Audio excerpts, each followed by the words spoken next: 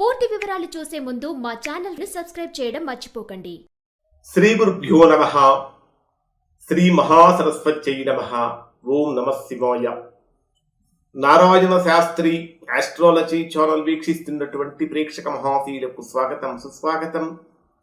ఈరోజు మనము 2026 సంవత్సరం మే నెల 11వ తేదీ నుంచి 20వ తేదీ వరకు మేషరాశిలో జన్మించిన వారి యొక్క గ్రహస్థితులు మరియు రాశి ఫలితాలు ఏ విధంగా ఉన్నాయి, రోజువారీ ఫలితాలు ఎలా ఉండబోతున్నాయి, ఎటువంటి జాగ్రత్తలు తీసుకుంటే ఈ 10 రోజుల కాలం బ్రహ్మాండంగా సాగుతుందనే విషయాలను మనం పరిశీలిద్దాం.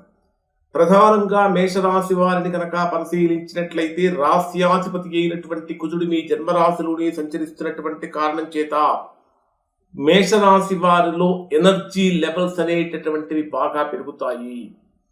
దాంతో పాటు చేసేటటువంటి అన్ని పనుల మీద కూడా బ్రహ్మాండమైనటువంటి పట్టు బిగిస్తారు. ప్రధానంగా మీ జన్మరాశికి తృతీయ స్థానంలో సంచరించేటటువంటి గురుడి యొక్క ప్రభావాన్ని కనుక మనం పరిశీలించినట్లయితే ఇది ప్రస్తుతం మేషరాశి వారికి బ్రహ్మాండమైనటువంటి కమ్యూనికేషన్ స్కిల్స్ ని పెంచుతుంది.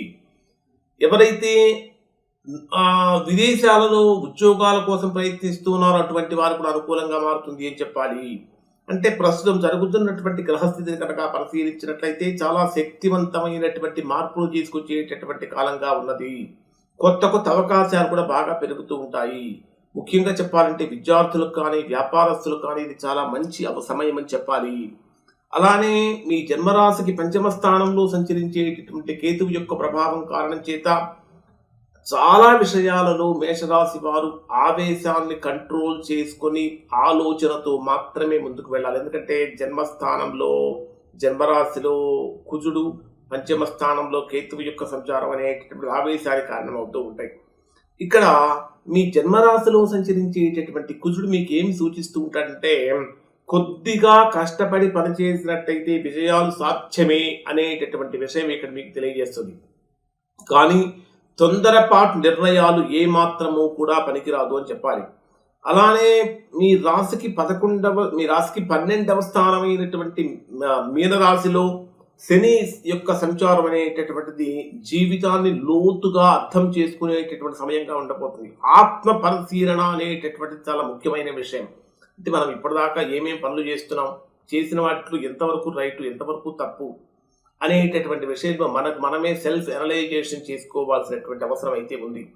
ఇక మీ జన్మరాశులకి శుక్రుడిని కనుక మనం పరిశీలించినట్లయితే 14వ తేదీ వరకు 2వ స్థానమైనటువంటి వృషభ రాశిలో ధనస్థానంలో సంచరిస్తూ ఉంటాడు. ఆ తరువాత తృతీయ స్థానంలో సంచరించేటప్పుడు సంబంధాలలో మార్పు కానీ కమ్యూనికేషన్ పరంగా చక్కగా అనుకూలంగా కానీ మారుతూ ఉంటుంది.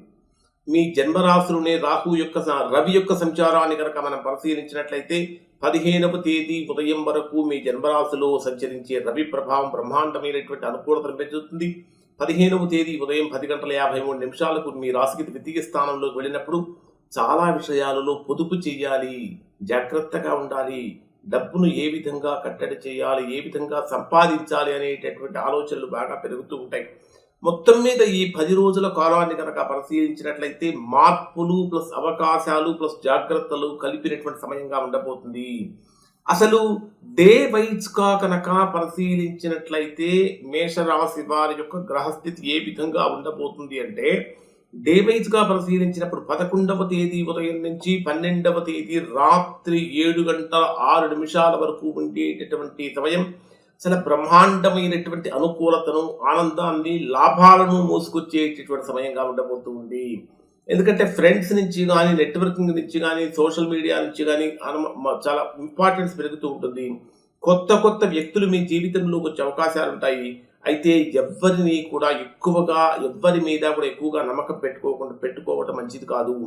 సాధ్యమైనంత వరకు హనుమాన్ చాలీసా కనుక ఇక్కడ మీరు పారాయణ చేసినట్లయితే తద్వారా మంచి ఫలితాలు పొందే అవకాశం ఉంటుంది. అలానే వ్యాపారపరమైనటువంటి విషయాలు లాభాలు కూడా కలుగుతూ ఉంటాయి.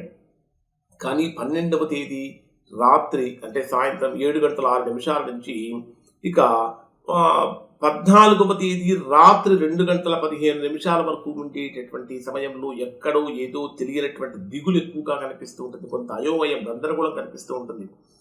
అసలు అనవసరంగా డబ్బు ఖర్చు అవ్వటం కానీ, అంటే ఆర్థికపరమైనటువంటి విషయాలలో నియంత్రణ కోల్పోవటం కానీ, మాట్లాడేటటువంటి మాట సక్రమంగా వెళ్ళకపోవడం కానీ, కుటుంబపరమైనటువంటి విషయాలలో సమస్యలు కానీ, ఆరోగ్యపరమైనటువంటి అజాగ్రత్తల వల్ల కలిగేటటువంటి ఆరోగ్య సమస్యలు కానీ, ఇవన్నీ కూడా ఇక్కడ మేషరాశి వారికి కలుగుతూ ఉంటాయి. అలానే గతంలో చేసినటువంటి పనులు ఏవైతే ఉంటాయో వాటన్నిటినీ మరలా గుర్తుకు తెచ్చుకొని వాటి గురించి మరలా ఆలోచించాల్సినటువంటి పరిస్థితి కూడా వస్తూ ఉంటుంది. అన్నిటికంటే ప్రధానంగా ఇక్కడ ఈ మేషరాశిలో జన్మించిన వారికి ధ్యానం చేయటం, మెడిటేషన్ అనేటటువంటిది గొప్ప వరంగా మారుతూ ఉంటుంది. మరి 14వ తేదీ రాత్రి నుంచి 16వ తేదీ రాత్రి 2 గంటల వరకు ఉండేటటువంటి సమయంలో ఇది మీకు మోస్ట్ పవర్ఫుల్ టైంగా మేషరాశి వారికి ఉండబోతుంది. ఆత్మవిశ్వాసం పెరుగుతుంది, ధైర్యం పీక్ స్టేజ్లో ఉంటుంది, ఏ పనైనా సరే నిరభ్యంతరంగా నిస్సంకోచంగా చేయగలుగుతామనేటటువంటి శక్తి సామర్థ్యాలు ఇక్కడ మీరు మేషరాశి వారు పొందుతారు. కానీ ఇక్కడ కూడా మీరు కోపాన్ని కంట్రోల్ చేసుకోవాలి. ఖచ్చితంగా ఇక్కడ మీరు ఎరుపు రంగు దుస్తులు కనుక ధరించినట్లయితే తద్వారా మంచి ఫలితాన్ని పొందుతారు. సుబ్రహ్మణ్య స్వామి యొక్క ఆరాధన చాలా మంచిది. 16వ తేదీ రాత్రి నుంచి 18వ తేదీ రాత్రి 10 గంటల వరకు ఉండేటటువంటి సమయాన్ని కనుక మనం పరిశీలించినట్లయితే ఇది అనేక విషయాలలో అనుకూలమైనటువంటి ఫలితాన్ని కలిగిస్తూ ఉంటుంది. బ్రహ్మాండమైనటువంటి ఆర్థిక అనుకూలతలు కానీ, కమ్యూనికేషన్ పరంగా మంచి ఫలితాలు కానీ, అలానే కొత్త పనులు ప్రారంభించడానికి కానీ, ఎవరైతే ఈ సమయంలో ఇంటర్వ్యూస్కి వెళ్తూ ఉంటారో ఆ సమయంలో మంచి ఫలితాలు కానీ పొందుతూ ఉంటారు. ఇది చాలా గొప్ప విషయం అనేటటువంటిది కూడా ఇక్కడ మీకు కనిపిస్తూ ఉంటుంది. ఆర్థికపరమైనటువంటి విషయాలు ఎక్కువగా ఫోకస్ చేసే అవకాశం కూడా ఉంది. ఆదాయం కూడా చక్కగా పెరుగుతూ ఉంది. కానీ లక్ష్మీదేవిని పూజ చేయటం చాలా మంచిది. మీకు వీలైతే పేదలకు అన్నదానం చేయడం వల్ల కూడా మంచి ఫలితాలు పొందుతారు. 18వ తేదీ నుంచి 20వ తేదీ వరకు ఉండేటటువంటి సమయంలో కమ్యూనికేషన్ పెరుగుతుంది, ట్రావెల్స్ పెరుగుతూ ఉంటాయి, ఇంటర్వ్యూలకు వెళ్ళే వాళ్ళకి మంచి ఫలితాన్ని పొందుతూ ఉంటారు. ఖచ్చితంగా విష్ణు సహస్రనామం పారాయణం చేయడం చాలా మంచిది. ఖచ్చితంగా ఇప్పుడు చెప్పినటువంటి ఫలితాలు మేషరాశిలో ఉన్నటువంటి దాదాపు అందరికీ వర్తిస్తాయి. ఎందుకంటే ఉద్యోగపరమైన సమస్యలు కానీ, వ్యాపారపరమైన సమస్యలు కానీ ప్రస్తుతం మేషరాశి వారు ఎక్కువగా ఫేస్ చేయట్లేదు.